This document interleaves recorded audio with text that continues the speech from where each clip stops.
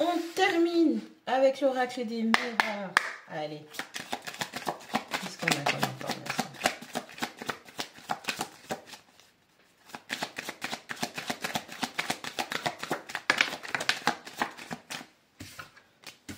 On parle de joie. On parle de partage. On parle de célébration. On parle aussi d'officialisation. Allez, ça peut être mariage, passe, emménagement ensemble. En tout cas, tout ce qui va concrétiser votre bonheur. Et on parle d'enfermement. Allez, on est en opposition. Allez, ce qu'on a? On a quand même quelqu'un qui s'enferme, qui se refuse. Alors, soit quelqu'un qui s'enferme dans son bonheur, il n'y a plus rien qui existe, et d'ailleurs c'est une très bonne chose. Soit on a quelqu'un qui se ferme complètement afin que le bonheur et l'argent ne rentrent pas dans sa vie. On a quelqu'un qui est dans la pénitence, on pourrait avoir affaire à quelqu'un qui veut se faire payer quelque chose et se convaincre, plutôt, ouais, se convaincre qu'il ou elle n'a pas de bonheur. Donc on a quelqu'un qui est vraiment enfermé dans sa tête, dans son malheur. On a le miroir magique, on parle de protection. Les hautes sphères, vos anges gardiens, vos protecteurs, vos familiers qui vous protègent.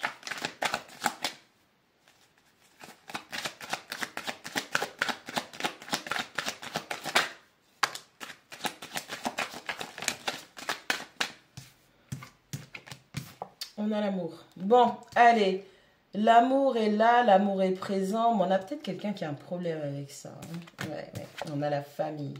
On a la famille, d'où le fait de penser à agrandir sa famille, à donner naissance à de nouvelles idées ou projets. Mais ça va plutôt être au niveau avoir des enfants, trouver la personne, se marier, en tout cas officialiser les choses. On a quelqu'un qui a un problème avec ça. Allez, on parle du temps. On parle de sexualité. Bon, allez, c'est juste qu'en bas, on va faire de façon à bien voir tout ça. Bon, on va prendre une dernière et puis on regarde tout ça. On regarde le petit schéma qui se dessine. Wow. Allez, on a l'instabilité qui vient, qui nous certifie. Allez, on a l'ouverture. Allez, une personne avec laquelle vous étiez dans la joie, dans le partage, dans le bonheur. Il y avait potentiellement une officialisation qui devait se faire. On parlait d'emménager, on parlait de peut-être se marier ou se fiancer, vivre ensemble. Il était aussi peut-être question d'avoir une famille ou de créer une famille avec cette personne, potentiellement. Et puis d'un coup, il y a eu une rétractation. On a quelqu'un qui s'est enfermé dans son malheur, dans sa tête, d'accord? Et puis ça fait déjà un petit moment.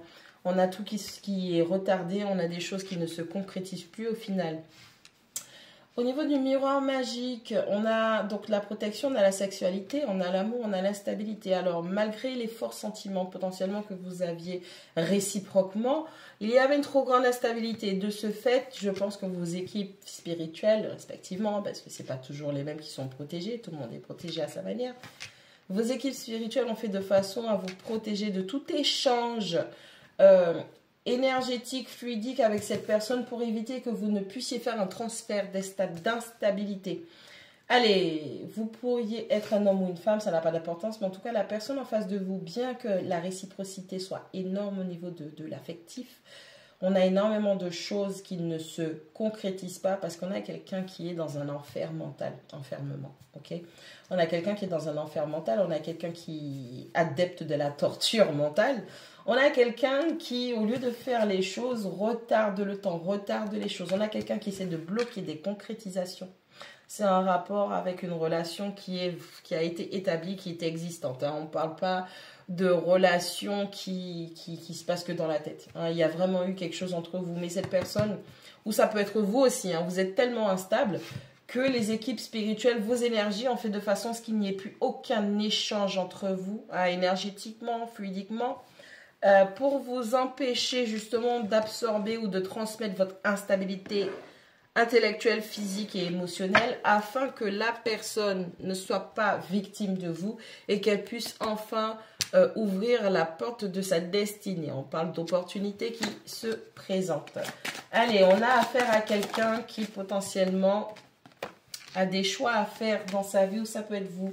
Est-ce que vous allez choisir d'aller vers votre avenir? Vous allez encore attendre. Est-ce que vous allez rester bloqué dans le passé avec cette personne puisqu'elle n'apporte aucun changement à son état d'esprit? Hein? De toutes les façons, avec la carte de la clairvoyance, vous savez très bien de quoi je parle. Vous avez déjà eu cette réflexion et vous avez déjà les tenants aboutissants. Vous savez dans quelle situation vous vous trouvez. Vous cherchez juste une confirmation de ce que vous savez. Personne n'a à vous dire, encore une fois, si vous devez y être ou ne pas y être. Est-ce que vous vous mettez ou est-ce que vous ne vous mettez pas? Vous quittez ou vous restez? C'est à vous de prendre vos responsabilités puisque personne ne peut gérer votre vie à votre place. On parle de distance. Ouais, il y a une distance qui s'est établie. Vous avez peut-être une distance avec cette personne. De toutes les façons, s'il y a de l'instabilité, que cette personne est incapable de poser des choix et de mettre les actions en place qui vont être conséquentes, il n'y a rien à créer puisque tout est bloqué de par le fait de cette personne. Allez, on parle de la femme. Allez, cette personne qui est dans cet enfermement est d'une polarité féminine prédominante, ok?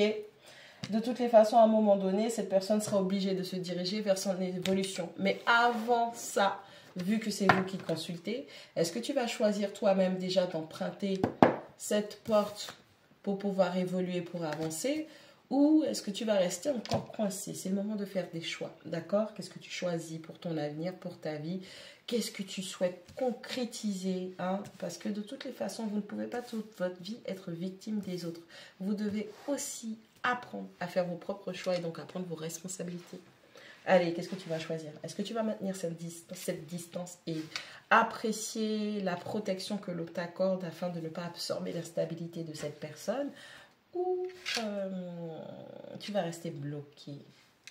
Qu'est-ce que tu vas faire? C'est ça ta question aujourd'hui.